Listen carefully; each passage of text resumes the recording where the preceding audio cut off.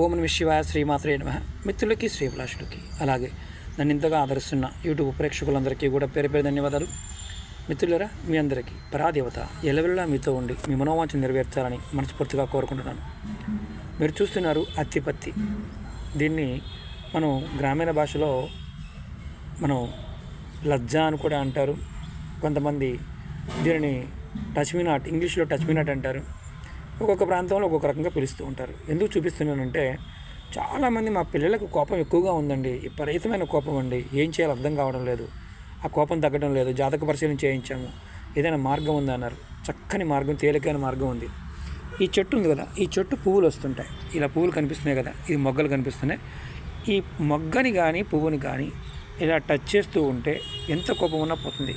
మీ ఇంట్లో ఒక మొక్కని పెంచండి, ఖచ్చితంగా పని అవుతుంది. ఇది ఆన్లైన్లో కూడా దొరుకుతాయి, ఎక్కడ పడితే అక్కడ కూడా మనకి పార్కుల్లో కూడా దొరుకుతాయి. ప్రయత్నం చేయండి.